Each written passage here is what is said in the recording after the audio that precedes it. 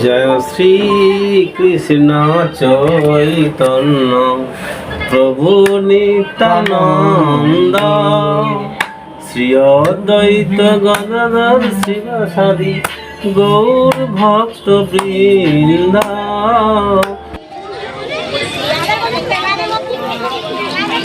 ইচ্ছা থাকলেও উপায় না থাকার কারণে শ্রীকৃষ্ণ লীলাক্ষেত্র বৃন্দাবন ধামে যেতে পারেন না অনেকেই। এবার তাদের জন্যই এক টুকরো বৃন্দাবন নিয়ে হাজির লালমাটির জেলা বাঁকুড়া। চলো এবার মন্দিরের ভেতরে প্রবেশ করা যাক।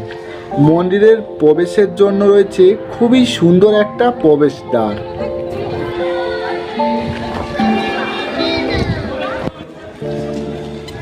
এই মন্দিরটি ত্রিধারা মিলন মন্দির নামেও পরিচিত। কালীভক্ত শাক্ত, শিবভক্ত শৈব এবং রাধাকৃষ্ণ ভক্ত বৈষ্ণব হিন্দু ধর্মের এই তিন প্রকারের মিলন ঘটেছে এই মন্দিরে, তাই এই মন্দিরকে ত্রিধারা মন্দির নামেও পরিচিত। হরে কৃষ্ণ কৃষ্ণ কৃষ্ণ হরে হরে, হরে রাম রাম রাম হরে হরে। এই মন্দিরের ঠিক পেছনেই একটা খুবই বড় আকারের বাবা মহাদেবের মূর্তি রয়েছে।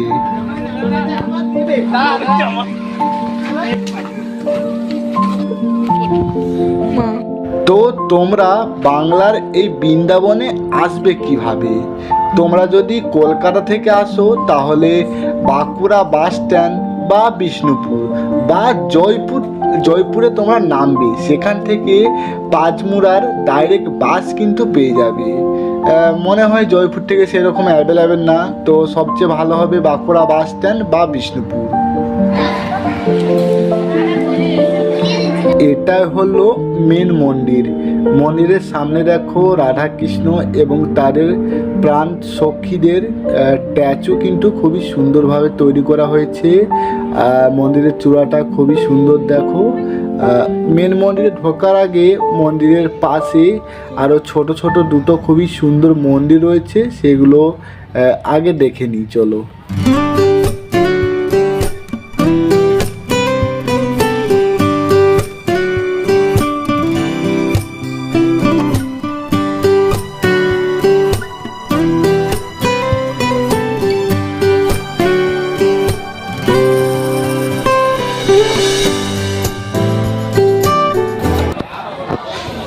এখানে যজ্ঞ করা হয়, বাবা অনেকটা বড় দেখো।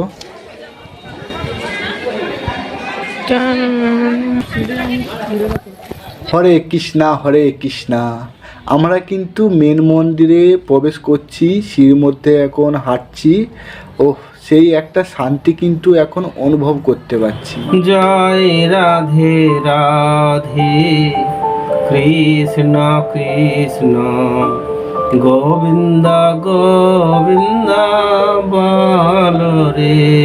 এখানে তোমাদের সবচেয়ে বেশি যে জিনিসটা আকর্ষণ করবে সেটা হলো এখানকার মন্দিরের গায়ে এত সুন্দর সুন্দর কারুকার্য করেছে না, দেখো সুন্দরভাবে কিন্তু মন্দিরটাকে সাজিয়ে তুলেছে, দেখো কতটা সুন্দর। ও মন জয় রাধে রাধে, কৃষ্ণ কৃষ্ণ গোবিন্দ গোবিন্দ বল রে। মন্দিরের দরজা খোলা থাকে সকাল 12টা পর্যন্ত, আবার হচ্ছে 4টের সময় মন্দিরের দরজা খোলা হয়।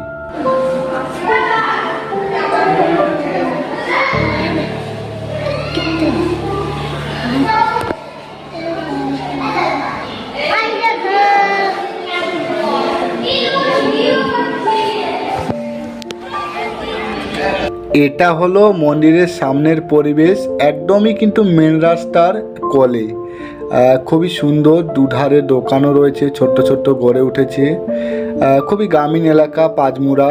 তো বাইরের পরিবেশটা তোমাদের আমি দেখাবো। আমি মন্দিরের জানালা থেকে তোমাদের পরিবেশটা দেখাচ্ছি এখন।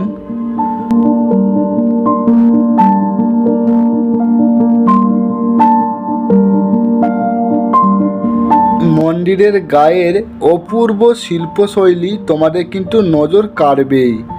মূল মন্দিরের দেয়ালে নানান পৌরাণিক দৃশ্য নিপুণভাবে ফুটিয়ে তোলা হয়েছে।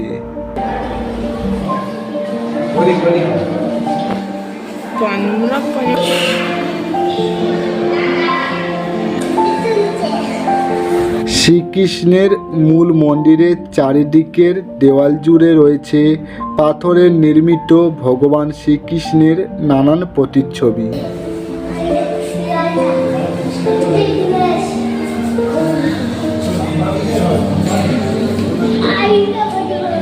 এই বাঁকুড়া জেলার ভজন দত্ত নামে এক ব্যবসায়ী তার ব্যক্তিগত উদ্যোগে তৈরি হয়েছিল এই সুবিশাল মন্দির।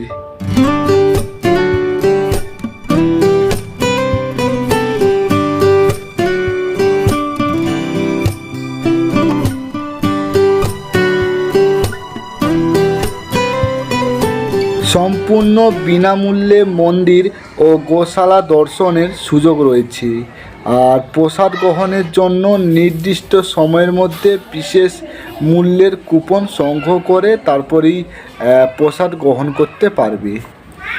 এখানে ভগবান শ্রীকৃষ্ণ ও রাধা রয়েছে।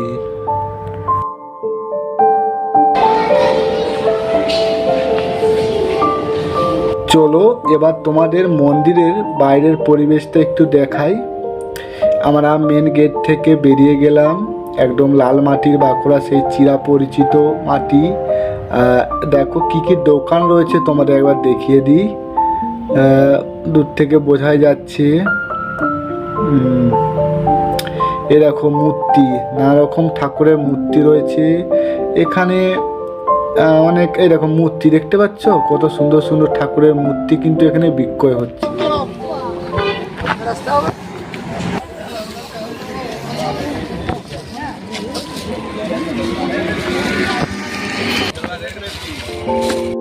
অবশেষে বলতেই পারি যে এই মন্দিরের প্রাঙ্গণ দূষণমুক্ত নিলিবিলি। তোমরা যদি এখানে আসো তোমাদের মন অবশ্যই শান্ত হয়ে যাবে। আর ভিডিওটা আমি এখানেই শেষ করছি। অবশ্যই তোমরা পারলে এই মন্দিরে একবার আসো।